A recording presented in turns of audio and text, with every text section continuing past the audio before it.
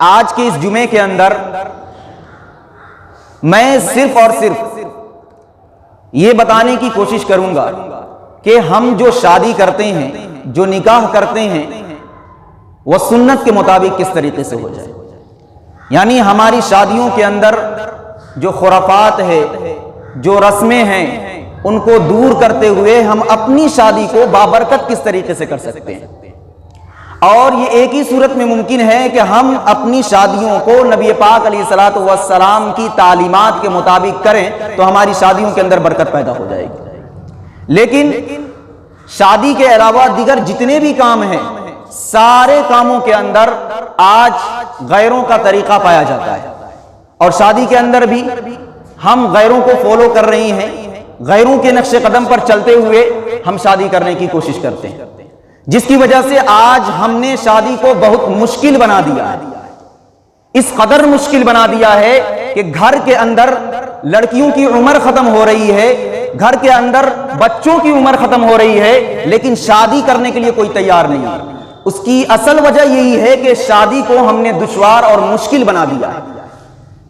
بہت سے لڑکے تو وہ ہیں جو اس امید پر بیٹھے ہوئے ہیں کہ بہت سارے پیسے جب جمع ہو جائیں گے اس کے بعد میں شادی کروں گا، کیونکہ ان کے سامنے ایک نیا کلچر ہے، ان کے سامنے ایک نیا رسم اور رواج ہے۔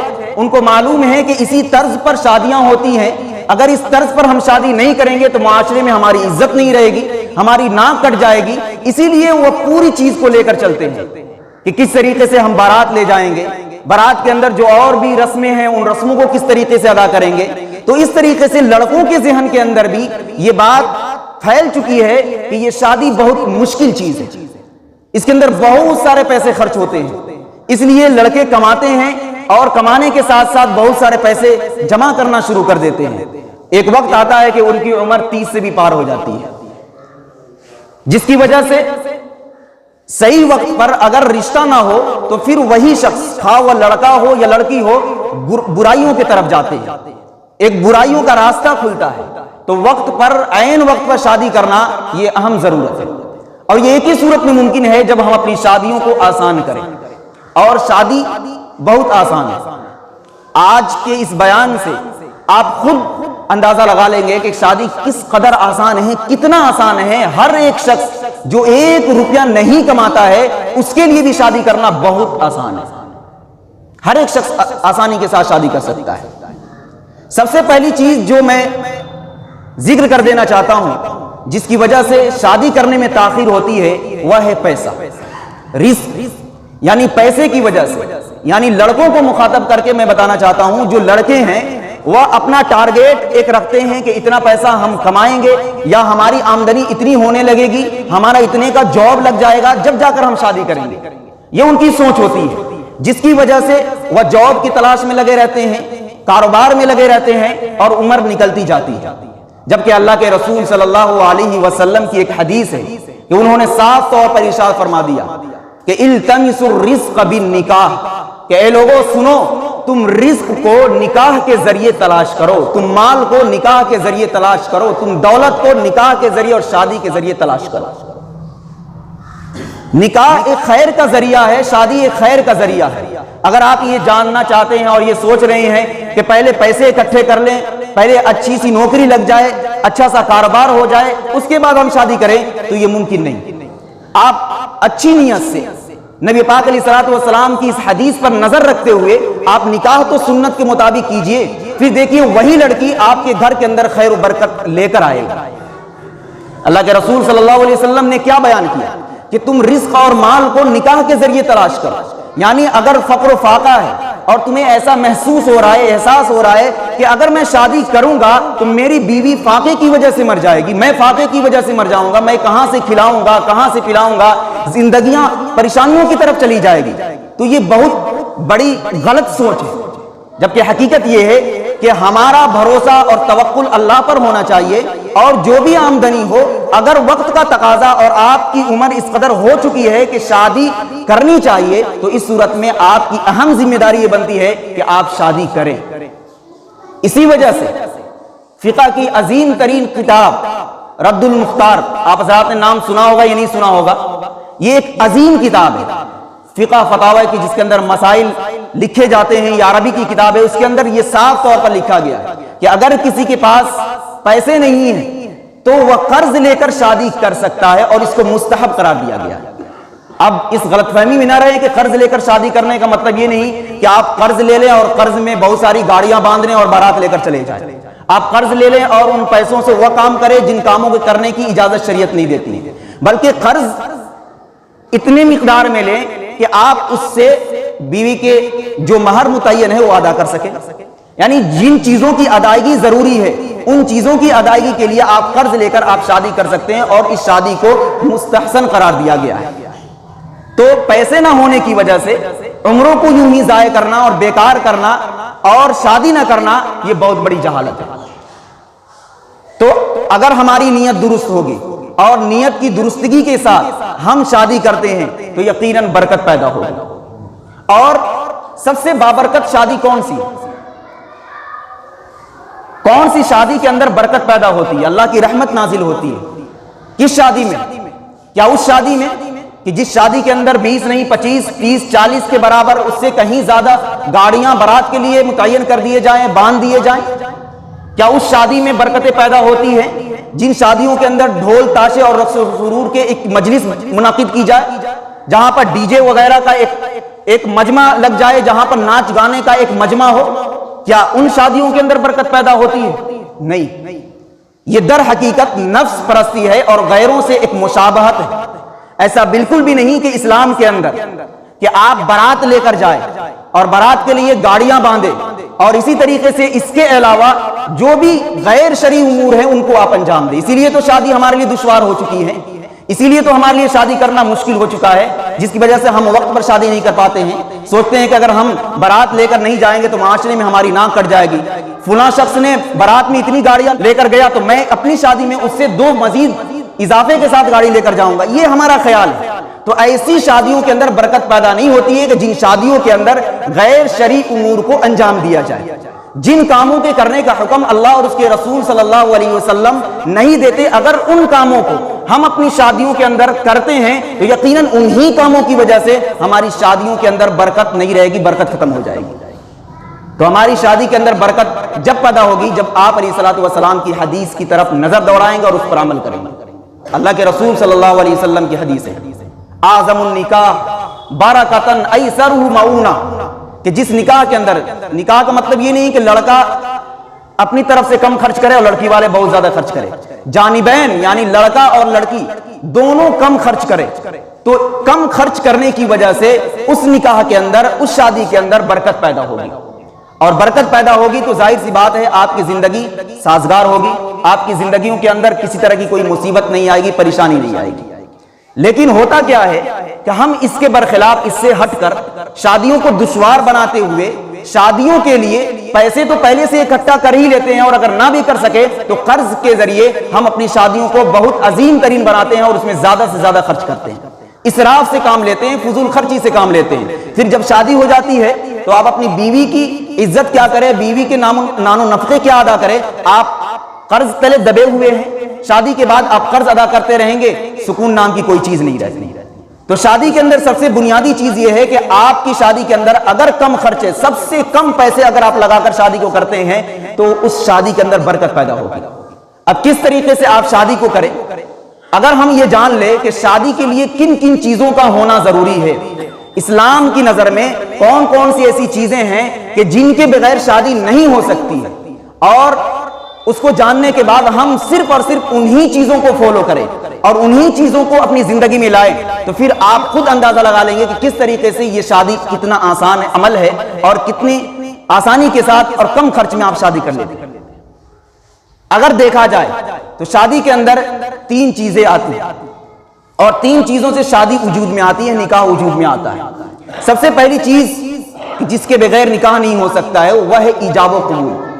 ایجاب و قبول کہا جاتا ہے کہ جیسا کہ مجلس کے اندر لڑکا اور لڑکی کے گھر والے، اس کے وکیل وہاں پر موجود ہوں، تو جو شخص پہلے یہ کہے کہ میں نے تم سے نکاح کیا، یہ ایجاب ہے، اور جس شخص نے اس کو قبول کر لیا، لڑکا ہو یا لڑکی کی طرف سے وکیل ہو، اس نے کہہ دیا کہ میں نے قبول کیا لڑکی والے کی طرف سے، تو پھر وہ قبول کرنا اس کو قبول کہا جاتا ہے۔ تو یہ دو جملہ نکاح کے وجود کے لیے ضروری ہے، نکاح کو منعقد ہونے کے لیے دو جملہ ضروری ہے، ایجاب اور قبول. اور نکاح کے صحیح ہونے کے لیے اسی مجلس کے اندر، جس مجلس کے اندر نکاح ہو رہا ہے اسی مجلس کے اندر کم سے کم دو گواہ کا ہونا ضروری ہے. تو یہ دو چیزیں، ایجاب اور قبول اور دو گواہ کی موجودگی، یہ دو چیزیں ہیں تو پھر آپ کا نکاح ہو جائے. یہاں پر بارات شرط نہیں، یہاں پر جہیز شرط نہیں، یہاں پر ناچ گانے شرط نہیں، اور دیگر جو رسوم ہیں اس کی کسی طرح کی کوئی شرط نہیں. کتنی آسانی کے ساتھ ایک مجلس میں آپ بیٹھیں اور وہیں پر ایجاب و قبول ہو دو گواہ کی موجودگی میں، نکاح منعقد ہو گیا، شادی مکمل ہو گئی. اسی لیے اللہ کے رسول صلی اللہ علیہ وسلم نے شادی کو آسان کرتے ہوئے بیان فرمایا کہ شادی جب ہو جائے، نکاح ہو جائے تو تم اعلان کرو، نکاح کا اعلان کرو، اور نکاح کا ایک ٹھکانہ بتا دیا کہ کس جگہ پر نکاح کیا جائے. شادی حال کی طرف اللہ کے رسول صلی اللہ علیہ وسلم نے رہنمائی نہیں فرمائی. یہ نہیں کہا کہ شادی کے لیے شادی حال کی ضرورت ہے کہ وہاں پر جاؤ، وہیں پر دونوں طرف سے آئے اور وہاں پر نکاح ہو، بلکہ اللہ کے رسول صلی اللہ علیہ وسلم نے ارشاد فرما دیا اجعلوہ فی المساجد، کہ تم نکاح کو مسجدوں کے اندر منعقد کرو. مسجدوں کی طرف اشارہ کیا گیا کہ مسجد کے اندر چند لوگ جمع ہو اور اسی مجلس کے اندر، اسی مسجد کے اندر نکاح کو انجام دیا جائے اور نکاح آسانی کے ساتھ منعقد ہو جائے. اور وہ دن اگر جمعے کا ہو تو اور مزید بہتر. تو اللہ کے رسول صلی اللہ علیہ وسلم نے نکاح کو کس قدر آسان کیا کہ مسجد کے اندر چند لوگ بیٹھے اور وہاں پر جانبین سے کچھ لوگ وہاں پر آئے، لڑکے والے کی طرف سے، لڑکی والے کی طرف سے، اور وہاں پر نکاح ہو جائے آسانی کے ساتھ. تو سب سے پہلی چیز کیا ہے؟ ایجاب و قبول اور گواہ کی موجودگی. یہ دو چیزیں اہم ہیں کہ جس کے بغیر نکاح نہیں ہو سکتا. اس کے بعد دوسرا مرحلہ آتا ہے جس کے اندر کچھ خرچ اور کچھ پیسوں کی ضرورت پڑتی ہے، وہ ہے مہر. مہر کی ادائیگی، یعنی جب نکاح ہو تو نکاح کے وقت مہر کی ادائیگی یہ مرد پر واجب اور ضروری ہے. یہ ضروری ہے، لیکن اگر آپ جائزہ لیں، آپ ٹٹولے تو آپ کو معلوم ہوگا کہ کتنے لوگ ایسے ہیں جو وقت پر مہر ادا کر دیتے ہیں. آپ کی بیوی ہے، اگر شادی ہو گئی تو شادی کی پہلی رات میں وہیں پر بہت سے شوہر تو ایسے ہیں کہ پیر پہ گر جاتے ہیں. یعنی سماج میں، معاشرے میں جہاں پر بہت سارے لوگ بیٹھے ہوئے ہیں، اپنے نام کو بچانے کے لیے، نام و نمود کے لیے، شہرت کے لیے بہت سارا مہر متعین کر دیا، فوراً زبان سے ادا کر دیا. مہر فاطمی 2 لاکھ 3 لاکھ ادا کر دیا. لیکن جب بیوی سے ملاقات ہو تو اسی وقت وہ رونے لگتا ہے اور معافی مانگنے لگتا ہے اور یہ کہنے لگتا ہے کہ یہ تمہارا حق ہے، تم معاف کر دو. ظاہر سی بات ہے وہ تمہاری بیوی ہے اور پہلی رات میں تم رونے لگو، گڑ گڑانے لگو تو وہ معاف کر ہی دے گی. تو اس طریقے سے بھی واقعہ پیش آتا ہے کہ مہر بہت سارا متعین کر دیا جاتا ہے، اور متعین اس لیے کیا جاتا ہے تاکہ معاشرے میں میرا نام اونچا ہو جائے اور لوگ یہ سمجھے کہ اس نے اتنا مہر متعین کیا تھا. لیکن جب آپ پردے کے پیچھے جائیں گے تو پتہ یہ چلے گا کہ یہ اپنی بیوی سے مہر معاف کروا دیا. تو اس مہر کو متعین کرنے سے فائدہ ہی کیا ہوا کہ جس مہر کو آپ ادا نہیں کر سکتے اور اپنی بیوی کے سامنے گڑ گڑا رہے، رو رہے ہیں اور معافی کی درخواست کر رہے ہیں. تو اسی لیے کہا گیا، اللہ کے رسول صلی اللہ علیہ وسلم کی حدیث ہے خیرہن ایسرہن صداقا، کہ عورتوں میں سب سے بہترین عورت وہ ہیں کہ جن کا مہر درمیانی ہو، آسان ہو، جن کے مہر کی ادائیگی میں سہولت ہو، آسانی کے ساتھ کوئی شخص مہر ادا کر سکے. تو مہر کے اندر نہ ہی افراط ہے، نہ ہی تفریط ہے، نہ ہی زیادتی ہے، نہ ہی کمی ہے. اسلام کے اندر کم سے کم مہر کی تعین کر دی گئی ہے. یعنی آپ کتنا مہر دے سکتے ہیں؟ 10 درہم کی مقدار ہے، لیکن 10 درہم کو جب آپ چاندی کی طرف لے جائیں گے تو اس دور کے لحاظ سے چاندی کی قیمت 30 گرام یعنی 31 گرام آپ سمجھ لیں. 30 گرام 600 ملی گرام ہوتا ہے یا 700 ملی گرام، 31 گرام چاندی آپ سمجھیں. یعنی کم سے کم اتنا مہر ضروری ہے. یہ کم سے کم کی مقدار ہے کہ 31 گرام چاندی ہو، یا چاندی کی قیمت ہو، یا چاندی کی اتنی ہی قیمت میں کوئی سامان ہو. یہ کم سے کم اتنا مہر تو واجبی اور ضروری ہے. اس سے کم کی مہر کی کوئی مقداری نہیں اور کوئی اعتباری نہیں. اگر کوئی شخص 31 گرام چاندی سے کم مہر رکھتا ہے، متعین کر دیتا ہے، تو اس صورت میں وہ مہر ادا نہ کرتے ہوئے وہاں پر ایک حکم لاگو ہوتا ہے مہر مثل کا، کہ مہر مثل آپ کو دینا پڑے گا. مہر مثل یہ ہوتا ہے کہ اس لڑکی کے معاشرے میں اور اس کے گھر کو دیکھا جائے گا کہ اس لڑکی کے گھر میں اور دیگر لڑکیوں کی جو شادی ہوئی ہے ان کو کتنا مہر دیا گیا ہے. تو ان کو جتنا مہر دیا گیا ہوگا اتنا ہی مہر متعین ہو جائے گا. اگر آپ مہر نہیں متعین کرتے ہیں یا 10 درہم سے کم مہر متعین کرتے ہیں تو کم سے کم مہر کی مقدار متعین ہے 31 گرام چاندی یا اس کی قیمت یا اسی کی قیمت کے بقدر سامان. لیکن زیادہ کی کوئی مقدار متعین نہیں ہے. آپ زیادہ جتنا چاہیں اتنا دے سکتے ہیں، 10 لاکھ 1 کروڑ 2 کروڑ جتنا چاہے اتنا دے سکتے ہیں، لیکن دینے کا صرف کہنا نہیں بلکہ آپ اپنی وسعت کو بھی دیکھیں، اور اسی اعتبار سے آپ وہاں پر آسانی کے ساتھ اعتدال کے ساتھ آپ درمیان بالکل نہ اوپر نہ نیچے آپ ایک معیار متعین کریں کہ جس کو ادائیگی میں آپ کو بھی سہولت ہو اور بیوی بھی آسانی کے ساتھ اس کو قبول کر سکے۔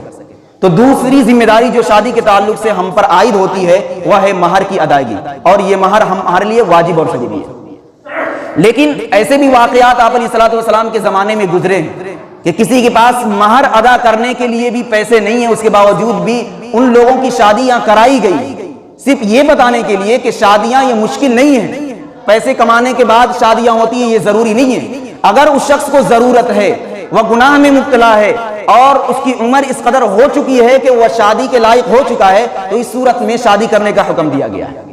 حضرت ربیعہ بن کعب رضی اللہ تعالیٰ عنہ ایک صحابی، ان سے آپ علیہ الصلوۃ والسلام نے پوچھا کہ کیا آپ کی شادی ہو گئی؟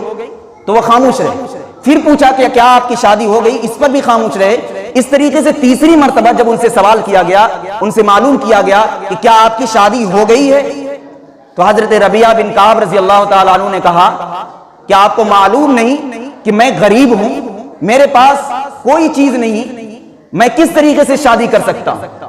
تو اللہ کے رسول صلی اللہ علیہ وسلم نے کہا ایسی بات ہے تو سنو، تو تم انصار قبیلے کے یہاں جاؤ، فلاں جگہ جاؤ اور وہاں پر جانا اور یہ کہنا کہ آپ علیہ الصلوۃ والسلام نے مجھے بھیجا ہے کہ میری تم شادی کرا دو۔ چنانچہ وہ صحابی وہاں پر جاتے ہیں اور وہاں پر جانے کے بعد ان لوگوں سے وہ درخواست کرتے ہیں تو وہاں کے لوگ ان کی شادی کراتے ہیں، اور شادی کرانے کے بعد چندہ اکٹھا کر کے مہر کے لیے ان کو رقم دیا جاتا ہے، اور پھر مہر کے طور پر وہی جمع کیا ہوا مال وہ ادا کرتے ہیں۔ اور اسی طریقے سے ولیمے کے لیے بھی پیسہ اکٹھا کیا گیا اور ان پیسوں سے ولیمہ کیا گیا۔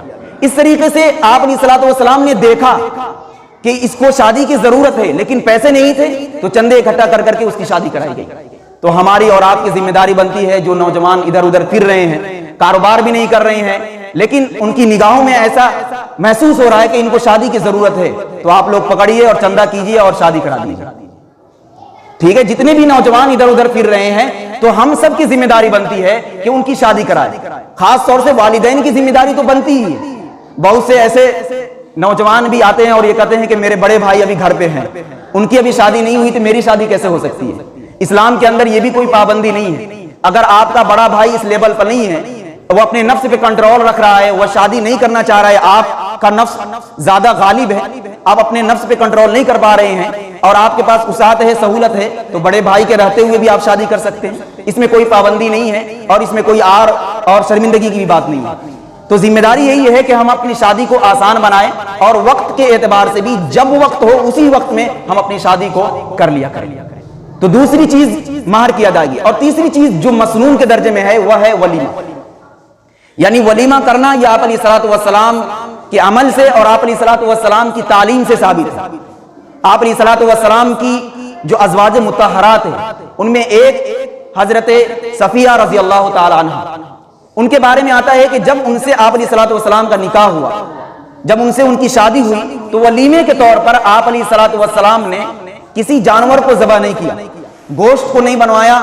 اس طریقے سے جو عام دعوت ہوتی ہے، دعوت کا نام سنتے ہی ہر ایک کے ذہن کے اندر بریانی کا ایک خواب آ جاتا ہے، اور اسی طریقے سے آپ کے ماحول میں وہ کیا ارد چاول یہ سب چلتا ہے دعوت کے نام سے ہی، لیکن ایسا بالکل بھی نہیں۔ آپ علیہ الصلوۃ والسلام نے اپنی اس بیوی کے ولیمے پر صرف اور صرف کھجور سے ولیمہ کرا دیا، یعنی جتنی وسعت ہو آپ کھجور کھلا کر ولیمہ کرا دیں، یا آپ کے پاس اس سے کم درجے کی وسعت ہے تو اس اعتبار سے آپ ولیمہ کرا دیں، لیکن ولیمہ مسنون ہے۔ لیکن ولیمہ کے لیے ضروری نہیں ہے کہ آپ اس کے اندر اسراف کریں، بہت زیادہ پیسے خرچ کریں، یہ ضروری نہیں ہے۔ یہاں تک کہ سب سے اعلیٰ ترین ولیمہ جو آپ علیہ الصلوۃ والسلام نے کیا وہ حضرت زینب رضی اللہ تعالی عنہ کا کیا، اور اس وقت آتا ہے کہ ایک بکری کو ذبح کیا۔ سب سے اعلیٰ ترین جتنی بھی ازواج مطہرات ہیں سب کا انہوں نے ولیمہ کیا، لیکن اعلیٰ ترین ولیمہ جو ہوا ہے حضرت زینب رضی اللہ تعالی عنہ کا ہوا ہے، اور ایک بکری کے ذریعے ولیمہ ہو گیا۔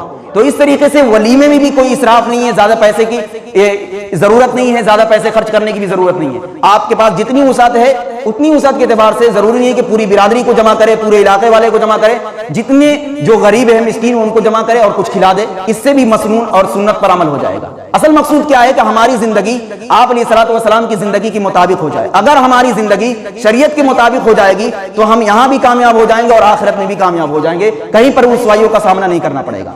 Thanks for watching. Don't forget like, comment, share and subscribe to Al Haq Media.